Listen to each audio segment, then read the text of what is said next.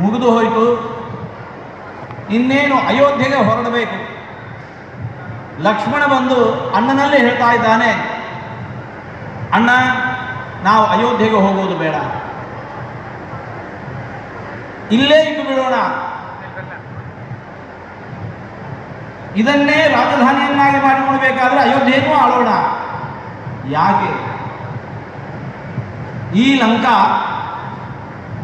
ವಿಶ್ವಕರ್ಮನಿಂದ ನಿರ್ಮಿತವಾಗಿರುವ ಸುವರ್ಣಮಯವಾಗಿರುವ ನಗರ, ಹಾಗಾಗಿ ನಾವು ಇಲ್ಲೇ ಇದ್ದು ಬಿಡೋಣ. ಆ ಹೊತ್ತಿಗೆ ಶ್ರೀರಾಮಚಂದ್ರನ ಆಡಿದಂತಹ ಮಾತು, ತಮ್ಮ, ನನ್ನ ಮುಂದೆ 2 ಆಯ್ಕೆಗಳನ್ನು ಇಡುವುದು ಯಾರಾದರೂ. ನಿನಗೆ ನಿಮ್ಮ ಅಮ್ಮ ಬೇಕೋ, ಸ್ವರ್ಗ ಬೇಕೋ? ಮಾತೆ ಬೇಕೋ, ಸ್ವರ್ಗ ಬೇಕೋ? ಮಾತೃಭೂಮಿ ಬೇಕೋ, ಸ್ವರ್ಗ ಬೇಕೋ? 2ರಲ್ಲಿ ಒಂದನ್ನು ಆಯ್ದುಕೊಳ್ಬೇಕು. ತಮ್ಮ, ನಾ ಆಯ್ದುಕೊಳ್ಳೋದು ನಮ್ಮ ಮಾತೆಯನ್ನು ಹೊರದು ಸ್ವರ್ಗವನ್ನಲ್ಲ, ನಮ್ಮ ಮಾತೃಭೂಮಿಯನ್ನು ಹೊರದು ಸ್ವರ್ಗವನ್ನಲ್ಲ. ಹಾಗಿರುವಾಗ ಈ ಸುವರ್ಣಮಯವಾಗಿದೆ ಎಂಬ ಕಾರಣಕ್ಕೋಸ್ಕರ ಲಂಕೆ ನಾನು ಹೇಗೆ ನನ್ನ ಮಾತೃಭೂಮಿಯನ್ನು ಬಿಟ್ಟು ಸ್ವೀಕರಿಸಿ? ನನಗಿದು ಬೇಡ. ನಮಗೆ ನಮ್ಮ ಮಾತೃಭೂಮಿಯೇ ಶ್ರೀ ಶ್ರೀರಾಮಚಂದ್ರ, ಮರ್ಯಾದಾ ಪುರುಷೋತ್ತಮನಾಗಿರತಕ್ಕಂತಹ ಶ್ರೀರಾಮಚಂದ್ರ ನಮಗೆಲ್ಲರಿಗೂ ಕೂಡ ಆದರ್ಶ ಪುರುಷ. ವಾಲ್ಮೀಕಿ ರಾಮಾಯಣ ನಮ್ಮ ಕಣ್ಣ ಮುಂದೆ ಈರುವರು ಆದರ್ಶ ಪುರುಷರನ್ನು ತಂದು ನಿಲ್ಲಿಸಿದೆ. ಒಬ್ಬಾತ ಶ್ರೀರಾಮಚಂದ್ರ, ಇನ್ನೊಬ್ಬಾತ ರಾವಣ. ಶ್ರೀರಾಮಚಂದ್ರ ಆದರ್ಶ ಪುರುಷ. ಯಾವ ನೆಲೆಯಲ್ಲಿ? ಸಮಾಜದಲ್ಲಿ ನಾವು ಹೇಗಿರಬೇಕು, ಸಮಾಜದಲ್ಲಿ ನಾವು ಹೇಗಿರಬೇಕು ಅನ್ನೋದಕ್ಕೆ ಶ್ರೀರಾಮಚಂದ್ರ ಆದರ್ಶ ಪುರುಷ. ಸಮಾಜದಲ್ಲಿ ನಾವು ಹೇಗಿರಬಾರ್ದು ಅನ್ನೋದಕ್ಕೆ ರಾವಣ ಆದರ್ಶ ಪುರುಷ. ಶ್ರೀರಾಮಚಂದ್ರನೂ ಆದರ್ಶ ಪುರುಷ, ರಾವಣನೂ ಆದರ್ಶ ಪುರುಷ. ಹೇಗಿರಬೇಕು ನಾವು ಅನ್ನೋದಕ್ಕೆ ರಾಮ ಆದರ್ಶ ಅಂತ ಅದಾದರೆ, ಹೇಗಿರಬಾರ್ದು ಅನ್ನೋದಕ್ಕೆ ರಾವಣ ಆದರ್ಶ ಪುರುಷ. ರಾಮನ ಪ್ರತಿಯೊಂದು ಹೆಜ್ಜೆಯನ್ನು ಕೂಡ ನಾವು ಗಮನಿಸಿದಾಗ ನಾವು ಹೀಗಿರಬೇಕು, ನನ್ನ ಮಕ್ಕಳು ಹೀಗಿರಬೇಕು ಅಂತ ನಾವು ಅಂದುಕೋಬೇಕಂತೆ. ರಾವಣನ ಪ್ರತಿಯೊಂದು ಹೆಜ್ಜೆಯನ್ನು ಕೂಡ ನಾವು ಗಮನಿಸಿದಾಗ, ಅರೆ, ನಾ ಹೀಗಿರಬಾರ್ದು, ನಾ ಹೀಗಿರಬಾರ್ದು. ರಾಮ ಅನ್ನುವ ಶಬ್ದಕ್ಕೇನೆ ಅರ್ಥ ಹಾಗೆ, ರಾವಣ ಅನ್ನುವ ಶಬ್ದಕ್ಕೇನೆ ಅರ್ಥ ಹೀಗೆ. ಹೇಗೆ?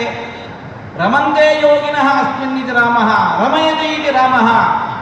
ಯಾರಿಂದಾಗಿ 3 ಲೋಕವೂ ಕೂಡ ಸುಖ ಸಂತೋಷವನ್ನು ಅನುಭವಿಸ್ತಾ ಇದೆ, ಅವನು ರಾಮ. ಯಾರಿಂದಾಗಿ 3 ಲೋಕವು ಅಳುತ್ತಾ ಇದೆ, ಅವನು ರಾವಣ. ನಮ್ಮ ಮಕ್ಕಳು ಸಮಾಜದಲ್ಲಿ ಹೇಗಿರಬೇಕು? ರಾಮನಂತಿರಬೇಕು, ರಾವಣನಂತಿರಬೇಕು? ರಾಮನಂತಿರಬೇಕು ಅಂತಂದರೆ, ಈ ನೆಲದ ಸಂಸ್ಕೃತಿಯನ್ನು ನಾವು ಮಕ್ಕಳಲ್ಲಿ ತುಂಬಬೇಕು ಅಂತಿದ್ರೆ ಇಂತಹ ಶಾಲೆಗಳ, ಇಂತಹ ಶಿಕ್ಷಣ ಸಂಸ್ಥೆಗಳ ಅಗತ್ಯ ಇದೆ. ಇಂತಹ ಶಿಕ್ಷಣ ಸಂಸ್ಥೆಗಳ ಅಗತ್ಯ ಇದೆ. ಅದು ಇಲ್ಲದೇ ಹೋದದ್ದಕ್ಕೆ ನಾವು ಇವತ್ತಿನ ದೇಶದ ಸ್ಥಿತಿಯನ್ನು ಗಮನಿಸ್ತಾ ಇದ್ದೇವೆ. ನಮ್ಮ ಶತ್ರು ದೇಶಕ್ಕೆ ಸ್ವಾಗತವನ್ನು ಕೊಡುವ, ವಿಜಯವನ್ನು ಕೊಡುವ ಮಂದಿಯನ್ನು ನಮ್ಮೊಳಗೆ ನಾವು ಜನಪ್ರತಿನಿಧಿಗಳನ್ನು ನಾವು ಕಾಣ್ತಾ ಇದ್ದೇವೆ ಅಂತಂದರೆ, ಇಂತಹ ಶಿಕ್ಷಣ ಇಲ್ಲದೇ ಇದ್ದದರ, ಇಂತಹ ಶಿಕ್ಷಣ ಕೊರತೆಯ ಫಲ ಆಗುತ್ತೆ.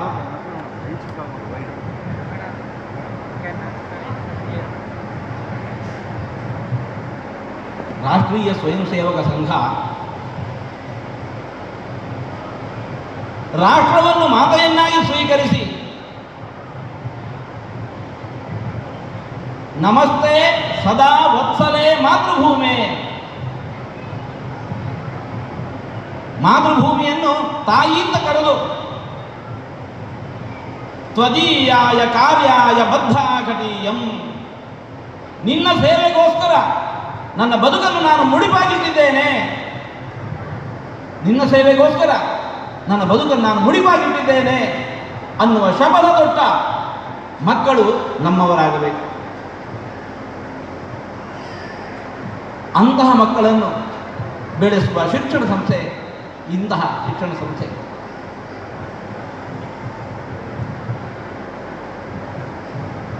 ವಿಶ್ವಾಮಿತ್ರರು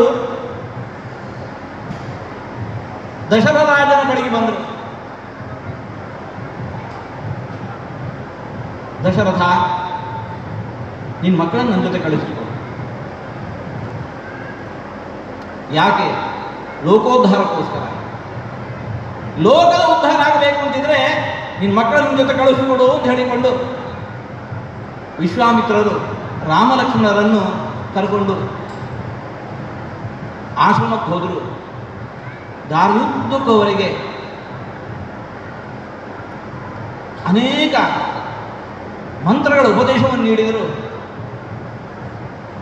ಅಂತಹ ರಾಮನ ಮೂಲಕ ಖರದೂಷಣಾದಿ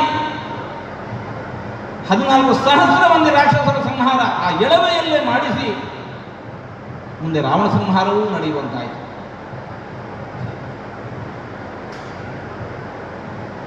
ರಾಷ್ಟ್ರೋತ್ಥಾನ ಪರಿಷತ್ತು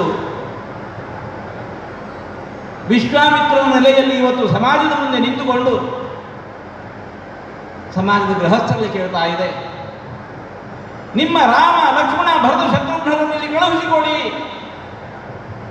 ನಿಮ್ಮ ರಾಮ ಲಕ್ಷ್ಮಣ ಭರತ ಶತ್ರುಘ್ನರನ್ನು ನಿಮ್ಮ ಮಕ್ಕಳನ್ನು ಇಲ್ಲಿ ಕಳುಹಿಸಿಕೊಡಿ. ಅವರ ಮೂಲಕ ಈ ಮಾತೆಯ ಮಾತೃಭೂಮಿಯ ದೊಡ್ಡ ಸೇವೆ ಆಗೋದಿದೆ. ಅದರ ಅಗತ್ಯ ಇದೆ, ಕಳುಹಿಸಿಕೊಡಿ.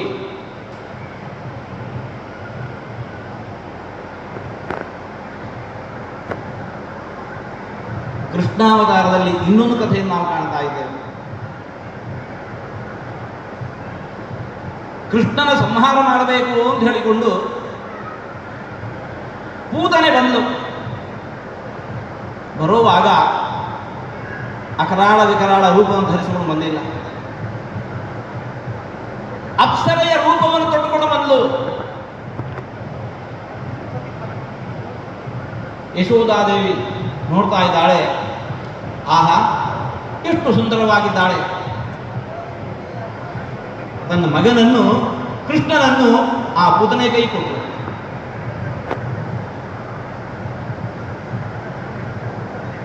ತನ್ನ ಮಗುವನ್ನು ಆಗ ತಾನೇ ಹುಟ್ಟಿದ ಹಸುಗೂಸನ್ನು ಪೂತನೆ ಕೈ ಕೊಟ್ಟರು. ಅದು ಕೃಷ್ಣನ ಸಾಮರ್ಥ್ಯ. ಅಂತಹ ಪೂತನೆಯನ್ನು ಸಂಹಾರ ಮಾಡಿ ಆಕೆ ನಿಜ ಸ್ವರೂಪ ಏನು ಅನ್ನೋದನ್ನು ಲೋಕಕ್ಕೆ ತೋರಿಸಿಕೊಟ್ಟ. ಇವತ್ತು ಅಂತಹ ಪೂತನೆಯರು ಅನೇಕ ಶಿಕ್ಷಣ ಸಂಸ್ಥೆಗಳು ನಮ್ಮ ಮಕ್ಕಳನ್ನು ಪೂತನೆಯೋಪಾದಿಯಲ್ಲಿ ಆಕರ್ಷಿಸ್ತಾ ಇದ್ದಾವೆ.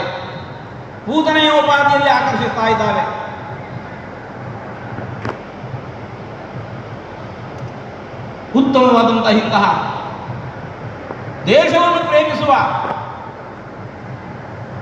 ಶಿಕ್ಷಣ ಸಿಗ್ತಾ ಇದೆ.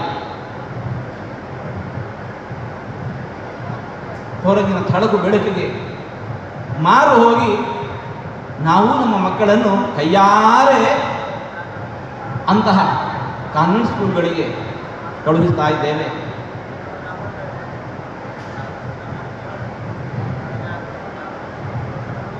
ನಮ್ಮ ಮಕ್ಕಳ ಸಂಸ್ಕೃತಿಯನ್ನು ಯಾವ ಸಂಸ್ಕೃತಿ ತುಂಬಬೇಕಾಗಿತ್ತೋ ಅದರ ಬದಲಾಗಿ ವಿಕೃತಿಯನ್ನು ಮಕ್ಕಳ ಒಳಗೆ ತುಂಬುತ್ತಾ ಇದ್ದೇವೆ. ಕೃಷ್ಣ ಏನೋ ಸುಸಾಮರ್ಥ್ಯದಿಂದ ಅಂತಹ ಪೂತನೆಯನ್ನು ಸಂಹಾರ ಮಾಡಿದ, ಹಾಗೆ ನಿಜ ಸ್ವರೂಪವನ್ನು ನಿಜ ಬಣ್ಣವನ್ನು ಬಯಲಿಗೆಳೆದ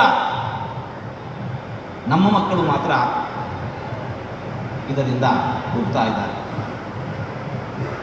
ಈ ದೇಶದ ಅಂತಸತ್ವ ಅದು ಕುಗ್ಗಿ ಹೋಗ್ತಾ ಇದೆ. ಅದನ್ನು ಸಮರ್ಥವಾಗಿ ಎದುರಿಸುವಂತಹ ದೊಡ್ಡ ಪಡೆ ಹುಟ್ಟಬೇಕಾಗಿದೆ. ಈ ದೇಶವನ್ನು, ನಮ್ಮ ಮಾತೃಭೂಮಿಯನ್ನು ಪ್ರೀತಿಸುವ, ಗೌರವಿಸುವ ದೊಡ್ಡ ಸಮಾಜ ನಿರ್ಮಾಣ ಆದರೆ ಮಾತ್ರ ದೇಶಕ್ಕೆ ಉಳಿಗಾಲ. ಏನು ಮಾತೃಭೂಮಿ ಅಂತಂದರೆ ಇಲ್ಲಿನ ನೆಲ ಜಲ, ಇಲ್ಲಿನ ಆಚಾರ ವಿಚಾರ, ಇಲ್ಲಿನ ನಡೆ ನುಡಿ, ಇಲ್ಲಿನ ವೇಷಭೂಷಣ, ಇಲ್ಲಿನ ಜನತೆ, ಇಲ್ಲಿನ ಸಂಸ್ಕೃತಿ, ಇಲ್ಲಿನ ಕಲೆ, ಇವು ಮಾತೃಭೂಮಿ ಅಂತಂದರೆ ಅವೆಲ್ಲವೂ ಕೂಡ ಸುರಕ್ಷಿತವಾಗಬೇಕು ಅಂತಿದ್ರೆ ಅದರ ರಕ್ಷಣೆ ಆದರೆ ಅದು ಮಾತೃಭೂಮಿಯ ರಕ್ಷಣೆ. ಅದರ ರಕ್ಷಣೆ ಆದರೆ ಮಾತೃಭೂಮಿಯ ರಕ್ಷಣೆ. ಅದು ಯಾರಿಂದ ಆಗಬೇಕು? ನಾಳೆ ನಮ್ಮ ಮಕ್ಕಳಿಂದ ಆಗಬೇಕು. ಆ ನೆಲೆಯಲ್ಲಿ ರಾಷ್ಟ್ರೋತ್ಥಾನ ಪರಿಷತ್ತು ಇವತ್ತು ಸಮಾಜದ ಮುಂದೆ ಇಟ್ಟಿರುವಂತಹ ಇದು ನಾವು ನೋಡಿದೆವು. ಇನ್ನೂ ಈ ಶಿಕ್ಷಣ ಸಂಸ್ಥೆ ವಿಧಿವತ್ತಾಗಿ ಪ್ರಾರಂಭ ಆಗಿಲ್ಲ.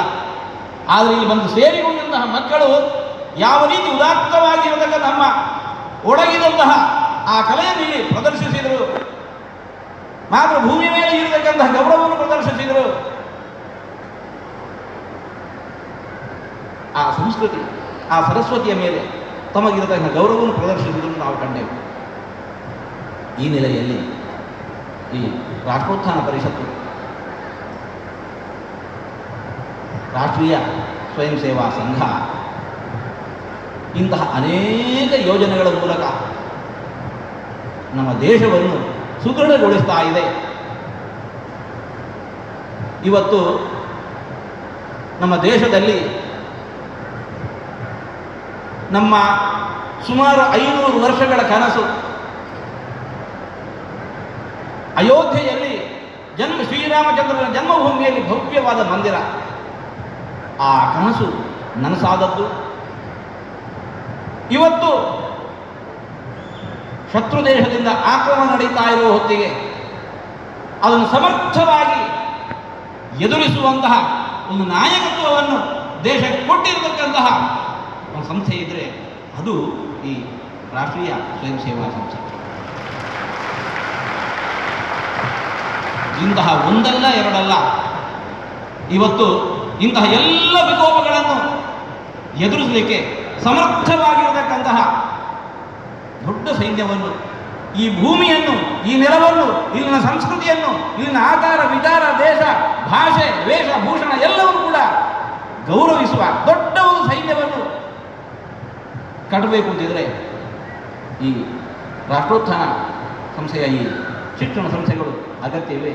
ಆ ನೆಲೆಯಲ್ಲಿ ಉಡುಪಿಗೆ ಬಂದಿರತಕ್ಕಂತಹ ಈ ಶಿಕ್ಷಣ ಸಂಸ್ಥೆಯನ್ನು ನಾವು ಹೃತ್ಪೂರ್ವಕವಾಗಿ ಸ್ವಾಗತಿಸ್ತಾ, ಇದರ ಹಿಂದೆ ದುಡಿತಾ ಇರತಕ್ಕಂತಹ ಒಬ್ಬರಲ್ಲ ಇಬ್ಬರಲ್ಲ ಸಹಸ್ರಾರು ಮಂದಿದ್ದಾರೆ, ಅವರೆಲ್ಲರೂ ಕೂಡ ಹೃತ್ಪೂರ್ವಕವಾಗಿ ಅಭಿನಂದಿಸಿ, ನಿಮ್ಮ ಎಲ್ಲ ಪ್ರಯತ್ನದ ಹಿಂದೆ ಆಪದಾಂ ಅಪಹರ್ತಾರಂ ದಾತಾರಂ ಸರ್ವ ಸಂಪದಾಂ ಲೋಕಾಭಿರಾಮಂ ಶ್ರೀರಾಮಂ ಭೂಯೋ ಭೂಯೋ ನಮಾಮ್ಯಹಂ ಅಂತ ಹೇಳಿಕೊಂಡು ರಾಮನ ಅನುಗ್ರಹ ಶ್ರೀರಕ್ಷೆ ಇರಲಿ. ಯತ್ರ ಯೋಗೇಶ್ವರ ಕೃಷ್ಣ ಯತ್ರ ಪಾರ್ಥೋ ಧನುರ್ಧರ ತತ್ರ ಶ್ರೀ ವಿಜಯ ಭೂತಿ ಧ್ರುವಾನಿರ್ಮತಿರ್ಮಮ. ಧನುರ್ಧಾರಿಯಾದ ಪಾರ್ಥ ಪ್ರಯತ್ನಶೀಲನಾಗಿರತಕ್ಕಂತಹ ಇಂತಹ ಸಂಸ್ಥೆ, ಅದರ ಹಿಂದೆ ಯೋಗೇಶ್ವರನಾದ ಕೃಷ್ಣ, ಅನುಗ್ರಹೋನ್ಮುಖನಾಗಿರುವ ಕೃಷ್ಣ ಭಗವಂತ, ಅವನ ಅನುಗ್ರಹದ ಹಿನ್ನೆಲೆಯಲ್ಲಿ ಈ ಎಲ್ಲ ಪ್ರಯತ್ನಗಳು ಕೂಡ ಅದು ಸಾರ್ಥಕವಾಗಲಿ. ಇಲ್ಲಷ್ಟೇ ಅಲ್ಲ, ಜಿಲ್ಲೆಗಳಲ್ಲಿ ತಾಲೂಕುಗಳಲ್ಲಿ ಇಂತಹ ಶಿಕ್ಷಣ ಸಂಸ್ಥೆ ಇನ್ನು ಮುಂದೆ ಸಹಸ್ರಾರು ಹುಟ್ಟಿ ಬರಲಿ ಅಂತ ಆಶಿಸಿ ನಮ್ಮ ಮಾತನ್ನು ಮುಕ್ತಾಯಗೊಳಿಸ್ತಾ ಇದ್ದೇವೆ.